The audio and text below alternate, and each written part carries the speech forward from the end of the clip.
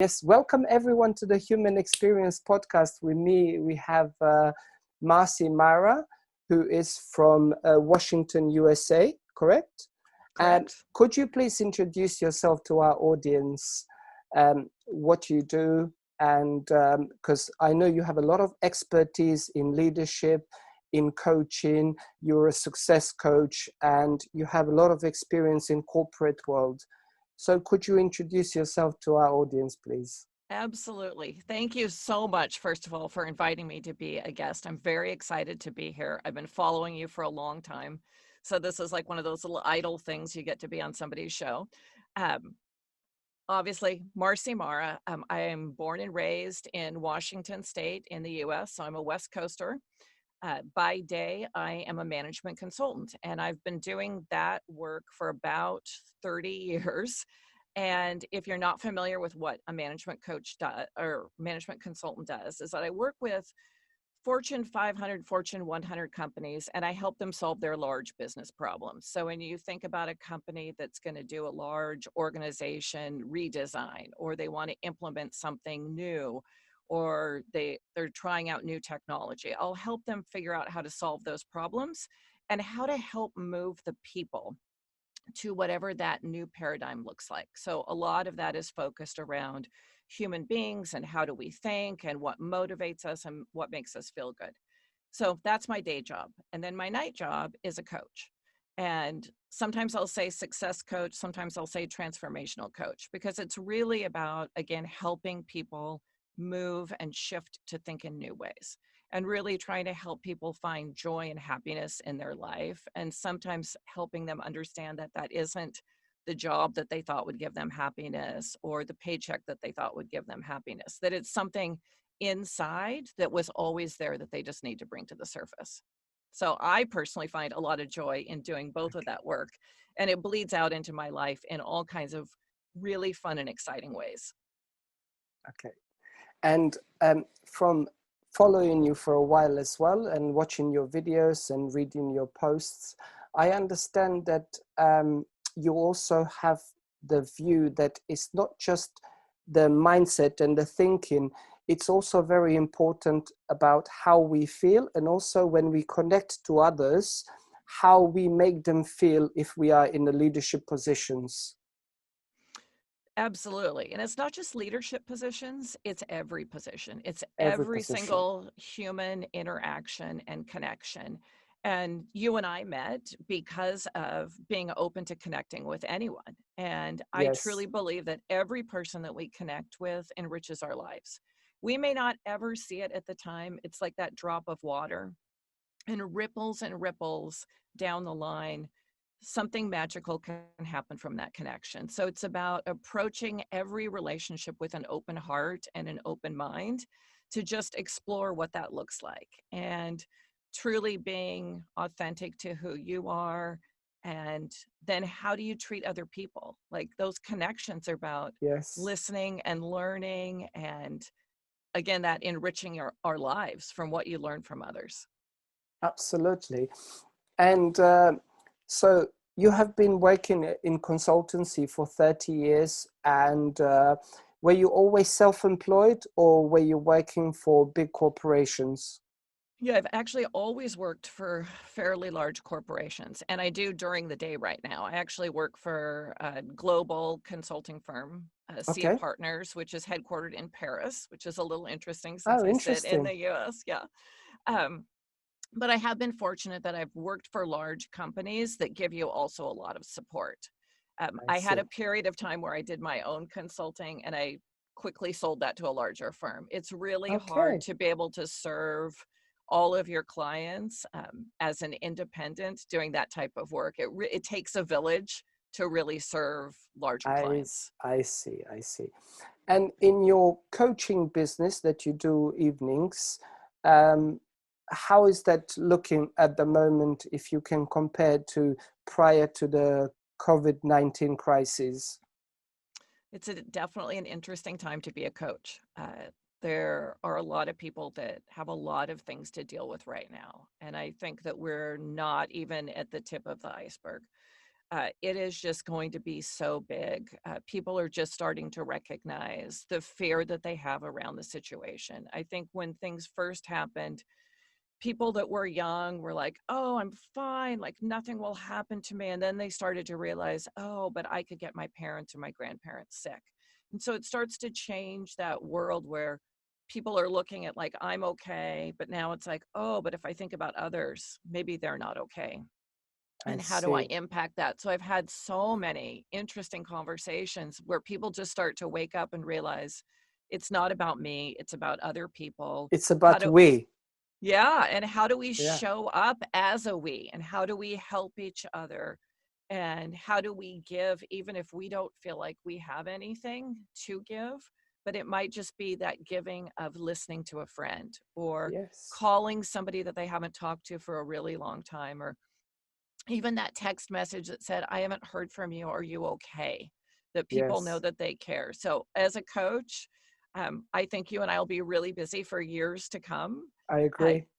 Prior to us starting, you and I had an interesting conversation just about how it will be coming more and more. Like, how do we flip a switch and say, hey, it's safe to re enter the world?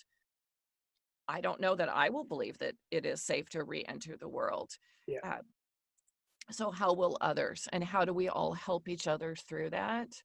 And understanding that we have a completely new world ahead of us and a new paradigm shift about how we work, how we have relationships, how we socialize.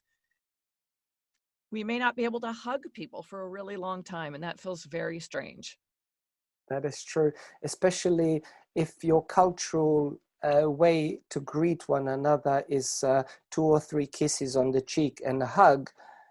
Even your colleagues, let alone your family members, I think is going to be very, very challenging for many people. But what you said earlier about the uncertainty, and I think this is what worries people the most.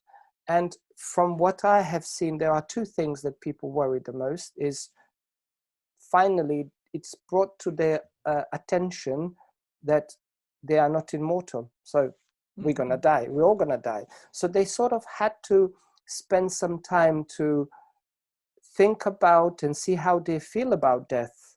And the second thing is the uncertainty about their financial situation, not just now, but for the future. Because obviously they've seen that, you know, hundreds of thousands, if not millions of people are losing jobs every single day. So they said, you know, I have to wait in line. Perhaps Right. I have to change the career. I have to do something completely different that I'm not even qualified for. But, you know, I have to pay the rent, pay the mortgage. I have to buy groceries, pay the bills.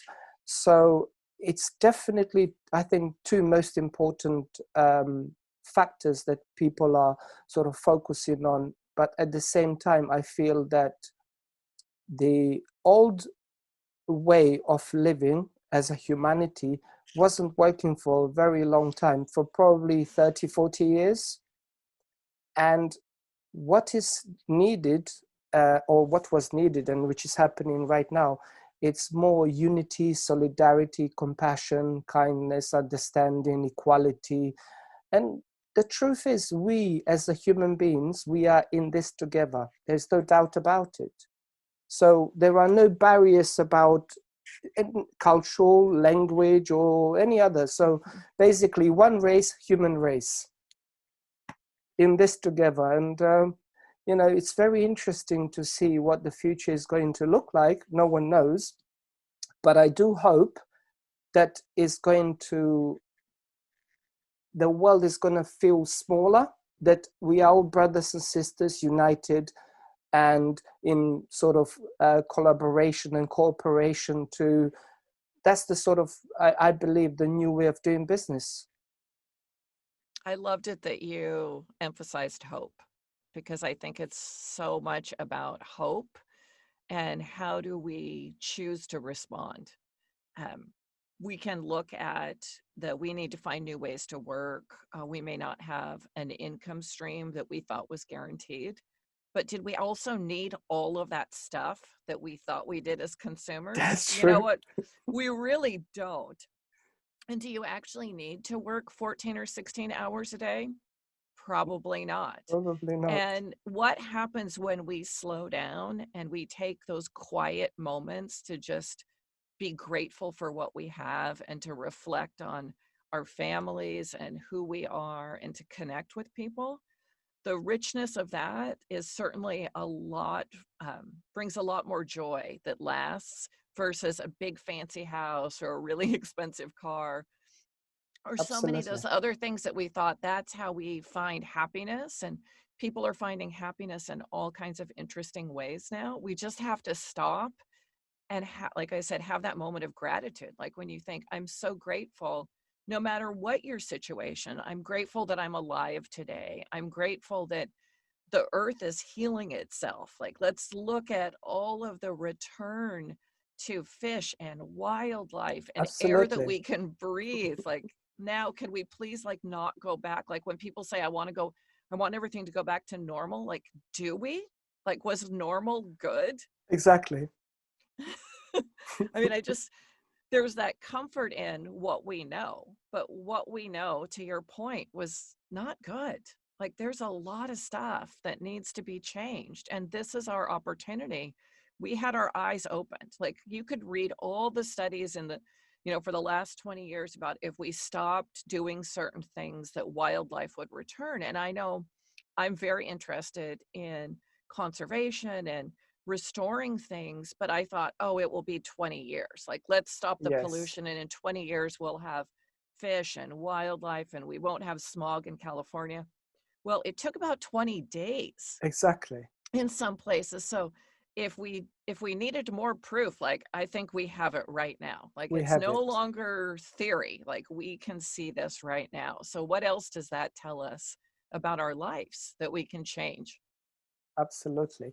And I can see that you put a strong emphasis on gratitude, and reading your posts and watching your videos and now hearing you talk about gratitude, I can see that this is a big part in your life. Was this always like that since you can remember within your family? And No. No, and I chuckle because it's actually something that I continue to work on every day. I Like see. it's very easy to have something not go exactly the way that you want it. And I have struggled with my own idea that I have to be perfect and I have to show up a certain way. And I'll have to like just stop and breathe and be like, just be grateful for what you have. And then everything feels better. I But see. we live in this world where like there's still this idea about um, like I said, how do you show up? What do you look like? What do you own? How do you behave? And then you get into this, is it ever enough? Are you ever enough? Yes. When you stop and say, I am enough and I'm grateful for what I have and I've been given these gifts. And even if the only gift I have today is my health, like that's a huge gift. That is a But I huge. have a wonderful family. I have an opportunity to talk to new people and make new friends every day. Like there's so many little things that we overlook and we choose to focus on not enough instead of my heart is Yes. full and I have all these beautiful things. Yeah. But it And does not come naturally to me. I honestly was not raised that way. I see. I talk to my mother every single night, and every night I try to like give some infusion of like positivity. Yes. And then she'll be like, don't try to work your coaching stuff on me. And it's really funny because it makes me realize like that I grew up in a house where it was the strive for perfection and super good grades at school. And what do you always like, that's great. You did that. What's next? What's Instead of next? that Yeah. moment of, this is awesome. Let's just sit in this for a minute. Yes. Let's just be grateful for Yeah. this. Yes. No, I hear that. And I think this is culturally has been like that. I mean, we are bombarded or have been bombarded for years through the media, magazines, and, you need to look the certain way. You have to wear the certain things, buy certain branded goods, buy makeup, creams and lotions and potions. And if you don't, you are not worthy, you don't belong, and sort of, so although many past gurus and teachers and philosophers have been writing about it, that there is no way to happiness. Happiness is the way, as in it's an inside out job. But it's not easy living in these cultures where you are bombarded by, no, you have to have these things. This will make you happy. That will make you happy. So I see that gratitude practice is very important. And actually, I practice gratitude, 2 types of sort of daily rituals. And I recommend to all my clients and my friends. One is writing the journal, gratitude journal every morning as soon as I finish my meditation. And second thing is, it's a family thing. It's called gratitude jar, where we cut small strips of paper and we write, I am grateful for something, maybe few things on that particular day. And we put it into the jar. And then every few months we sit together and we read and sort of count our blessings. Oh, I love that. I think I'm going to have to take that idea. That is really beautiful. Yeah. So I do one thing for myself, and then we have a joint for myself and my wife. And I don't know what she writes on that particular day, but I find out a few months later. That So has to be fun too, yeah, like a little surprise, right? it's a lot of fun. Yeah. And we usually sort of do it because we don't have a big enough jar, because we write loads. And so every sort of 5, 6 months, the jar would be full and we would sit down and it's sort of like with a nice glass of wine, we're having dinner and we're reading all these blessings. I think that's really great. So earlier, before we started recording, I understand that you have had some interesting conversations with people, your clients and also friends and people you know, about how they are feeling at present with the current uh, challenging situation. So what advice did you give them, or you be able to share with our audience in terms of how to deal with their mindset, with their emotions, with their anxiety, with worry? What rituals and habits they can practice every day that you find would be useful? Yeah, mostly I ask them questions, but I'll frame this. So I've talked to people at the C level, so C-suite of some very big companies, all the way down to somebody who, was a service worker who's completely out of work now and has no income. And so my spectrum is really large, but I've Okay. treated all of the conversations basically the same. So as people will come forward with their concern about, so at the top level, like, it's really inconvenient. I'm at home and my kids are home and my spouse is trying to work here too. And we're all on the conference calls. And I'll say, is that bad? When was the last time you spent that much time with your kids? And then Yes. you see somebody look at you and be like, oh, you're right, I should be grateful for that. And it's like, are you having more family time? It's like, we eat dinner together every night, and we haven't done that for the last 5 years. Wow. And so it's asking questions, and then I listen, like, what are the answers? Because then sometimes there's that next question. But then the full spectrum, like somebody who is completely out of work and they honestly don't know how they're going to make their rent, and saying, well, how do you feel today about your own situation compared to others? And then I find people that really feel like they have very little, say, well, I'm really happy that I'm healthy, or I'm really grateful that my parents are okay. I feel like I want to help other people.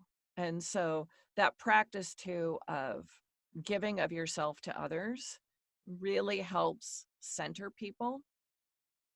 And then having conversations around fear, and people saying, well, I'm really afraid. And it's like, fear is a big thing right now, but let's talk about how real the fear is for you. Are you staying in your home? Yes. Are you washing your hands? Yes. Are you distancing when you go out to the grocery store? Yes. So what are you now afraid of? And then it comes to, well, I'm afraid of what the world looks like. And so then you start to talk about all the beautiful things we just did. Yes. And you end up with people feeling pretty good at the end of those conversations. And then I ask people, try to have this same conversation with somebody else that you know is struggling today. Yes. And then hearing Pay it back, forward. yeah, and then hearing from them that really helped me to be the one guiding somebody else through the conversation, because it grounded me in my reality that I don't have anything to be afraid of at this moment, and that I should enjoy the hidden blessings that I got out of this moment. That I was actually a little irritated with my spouse and my kids were running around. And now I'm just stopping and I'm enjoying that.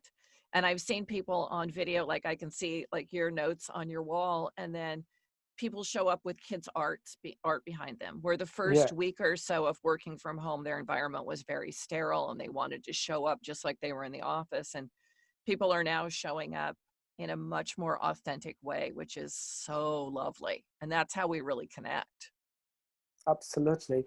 If you are curious about this one here, can you see it from you, what it says? Yes, I am So, enough. And I so, love that. there is a advice that I give. I've learned about this many years ago, and I teach this to all the clients. Now, most people, to a degree, degree varies of how they feel about, and it fluctuates on a daily basis, several times a day, how they feel about whether they are enough or not on that Mhm. particular day. So, and this isn't something that is related to their profession, to their income stream, to the family or anything. This is something that goes back to from very, very young age and is deeply ingrained from perhaps a parent didn't turn up to their soccer game or it was late. And this happened when they were 5 6 years old. Now that child within them still believes that I am not enough, because if he or she loves me or loved me, they would have turned up. So what I say to people, put on every mirror around your home little note saying I am enough, not you are, I am. And let just your deep self, your inner self, absorb that. I have it all around my house, on the fridge, with magnets, on every mirror, everywhere. And it does help. Mhm. I do affirmations and visualizations and many other techniques, but this alone helps tremendously. And scientific fact is that many superstars like actors and musicians who have taken their life, or they have consumed vast amount of alcohol and drugs which led them to die, you know, they had also therapists who eventually came out and said that the main reason for their death was the belief that they are not enough. So, you know, they might have been loved by millions, chanting their names in the stadiums, like Whitney Houston, Michael Jackson, um, Robbie Williams, the actor. I mean, all of these people, they have Mhm. been admired, idolized, but that wasn't enough, because their internal belief was, I'm not good enough, I am not enough. 100% agree with you. I've also seen studies about looking at yourself in the mirror and saying it out loud. And it can be Absolutely. very uncomfortable to like have those moments where you're just looking at yourself and being honest with yourself and then saying, I am enough, and believing that. But to your point, it goes back to all those things that happened to us in childhood. And that ties into the work that I do around authenticity, and how somehow we are taught not to be authentic because we think that it makes us more. So when our parents tell you like, oh, you need to go fix your hair, or you don't want to wear that outfit, or be careful what you say, all of a sudden we're hearing that we aren't good enough the way that we are. So we Yes, need to be some other way. And so that ties into that I'm not enough, and I have to try to be something else to be accepted, that creates all these other traumas in our lives. And our parents don't absolutely. intentionally do it to No, us. they don't know any They better. actually they do it out of their own type of love, and they think that they're protecting us from the world, which Absolutely. it's not really what happens. But I don't know if you're a parent. I helped raise a couple of kids, and like I know we did all that stuff, and it's like, Yeah. oh, like if you could just take it back. But Well, I do have a son, and he's an adult already. He's 21. Actually, he's going to be 21 in May, so a month from now. But going back to parents and children, and I do understand that you have a view that the children are so innocent and full of self-love, self-belief, self-esteem, self-confidence from when they are born. If you just sit and observe them, you're going to be like, oh my God, this is incredible. But then in your view, what happens between then and them becoming a 25-year-old? What happens? Well, Where did all that go? it's somewhere around the time, like somewhere around age 7, when our personalities form Yeah, yeah, and our social styles form, and we start to figure out like what is our social norm. And then of course you want to figure out how do you fit in, and some of that is just plain old peer pressure and how we're raised and how comfortable we are with ourselves and what affirmations we're given. And I yeah, think you see that different through all of the generations, uh, depending on if you're a millennial or a Gen Z or a baby boomer or where you grew up, whatever the parenting style was at the time, yeah, you'll see overly confident, underconfident, all kinds of interesting things. But it's those formative years. And as parents, we're all trying to do the best that we can. Uh, but we're doing that with our own personal lenses. And we're also thinking about um, how did I grow up and how did I feel, instead of even listening to our kids, like to your point, like watching the beauty of the yes, kids and what they naturally want to do. And we think, oh, I'm going to stop them from doing that because their life will be easier if they don't. We don't know that. yes, that's correct. We don't know that. And a lot of experts, they have confirmed now through a lot of scientific experiments that, as you said, by age 7, from birth to age 7, apparently our brains are in a permanent download, theta brainwaves, where it's almost like a software download installation period. So, Mhm. and apparently, what we are and who we become as adults in later life um, has a lot to do with which programs have been installed, which they run unconsciously on autopilot under our conscious awareness. But the good news is, as a coach, I guess you have this training.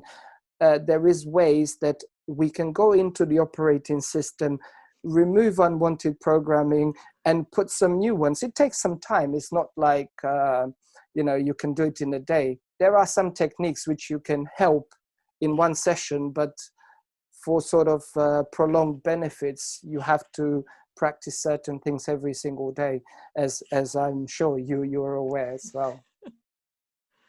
Yeah, So it's all about making those things your practices, right? Like we can't change overnight. yeah, no, And absolutely.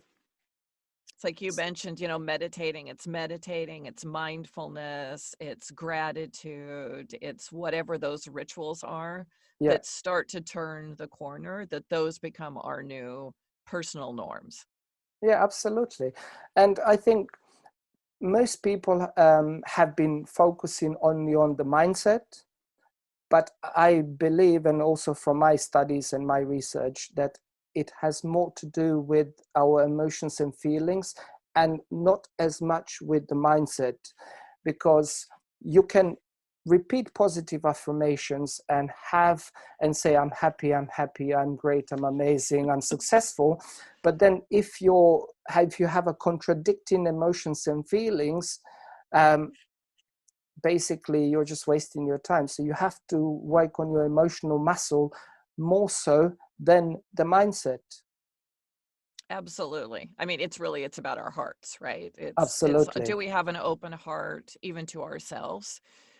One of the tricks that I've learned to help people start to open up when they come in and they're very much like, just, teach me what I need to learn and I'll feel better. And that's how I'll Yeah, find joy. It's like, give me no, a no, pill. Give me yeah, a like, pill or no, no, no, no, something.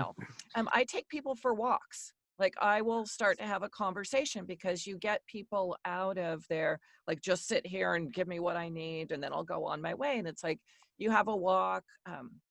Your memory muscle works better when you're actually physically moving, so you Yes. start to teach people these habits in a way that they're not even aware that they're learning them, and having those types of things. And so you get people not only like their heart, their soul healthy, you get them a little bit of physical exercise too, which is all part of that magical balance.